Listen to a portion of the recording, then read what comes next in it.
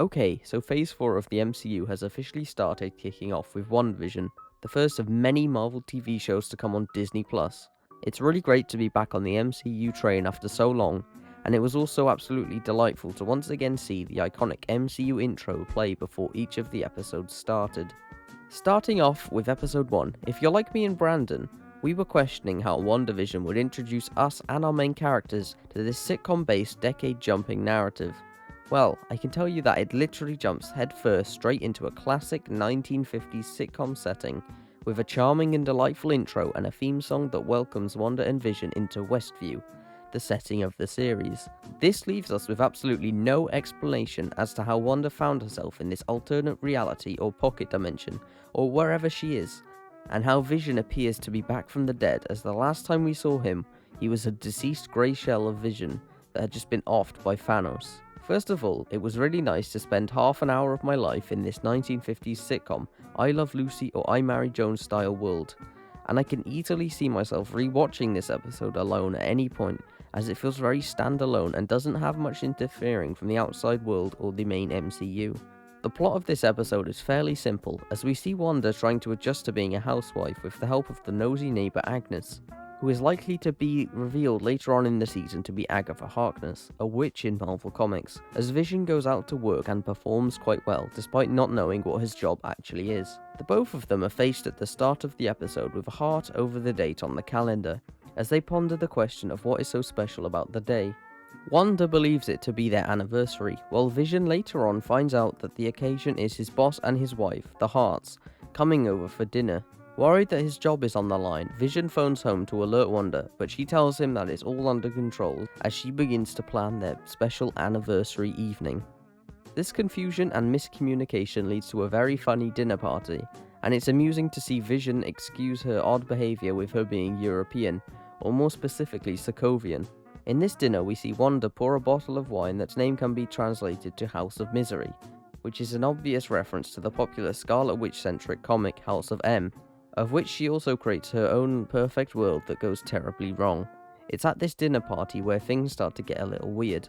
While sitting at the dinner table, we get to see a moment that was shown in the very first teaser trailer for the show, as Vision's boss and his wife start to question Wanda and Vision about how they met, where they met, when they met, how long they've been married, why they moved to Westview, and all sorts of things that they don't have the answers to. As tensions build, we start to see Wanda and Vision start to break, and all this comes to the climax of the tension when Vision's boss, Mr. Hart, begins to choke on his food. This then takes us partially out of the 1950s sitcom, as the style of cinematography changes to a more modern style, with close-ups and push-ins which weren't traditionally used in a 1950s sitcom, as they tended to favour wide and mid-shots for simpler filming. The tension comes to an end when Vision saves his boss's life and the dinner party comes to a close, ending the episode with the happy couple solidifying their marriage with a song anniversary date and wedding rings. The outro for the WandaVision show begins to play. We pull out of a television screen to see a sword agent, whose identity is yet to be revealed, watching the episode, showing us that there is a WandaVision show within the WandaVision show. Also, about halfway through the episode, it's interesting to see an ad break with a singular advert promoting a Stark Industries toaster. Now, I believe that these adverts are used to show Wanda trying to remember her past, as Tony Stark, obviously Stark Industries, that was a big part of her life after she joined the Avengers back in Age of Ultron. These first two episodes of WandaVision were an absolute delight to watch, as not only was it an exciting return to the MCU after over a 1.5-year hiatus, but I'm also a huge fan of sitcoms, new and old. So, to combine my love of sitcoms with my love of Marvel, and come out with this masterpiece, makes me a very happy, sleep-deprived geek. Luckily, Papa Feige knows that us MCU fans have been starving for content, and released 2 episodes this week. So, heading into episode 2, we join Wanda and Vision in the 1960s for a Bewitched-style episode, and as a huge fan of Bewitched, I was very excited to see this one. It's made clear that this is the inspiration for the episode, as we get to see a fun and charming animated intro that pays homage to and takes heavy inspiration from the Bewitched intro. This episode kicks off with Wanda and Vision in bed. Oi oi, keep your mind out the gutter now. They're merely sitting in bed, concerned about an alarming sound coming from outside, which we later find out is a big tree banging against the house in the wind.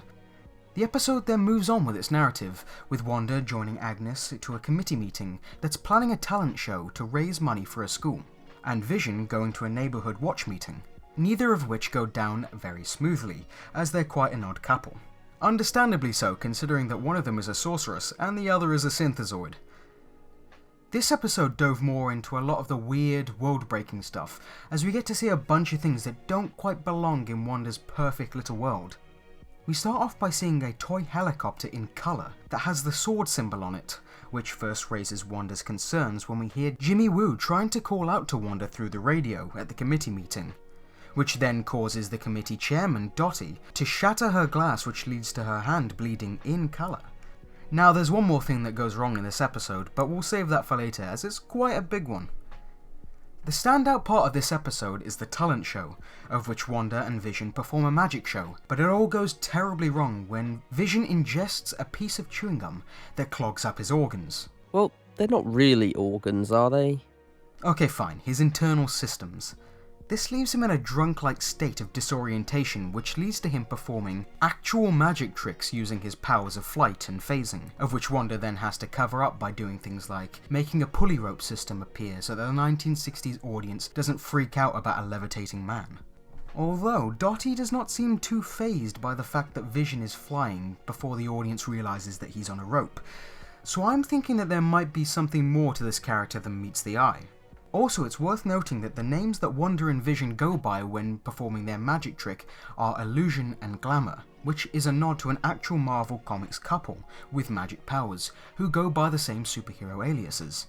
The couple first appeared in Vision and the Scarlet Witch, Volume 2, Issue 4 in January 1986, but haven't been seen since 2004. This episode is also the first appearance of the adult Monica Rambeau, who was last seen in Captain Marvel as a child. This was nice to see, but it makes us question how or why she's there, if this is supposed to be Wanda's perfect world, considering that they'd never met each other prior to this.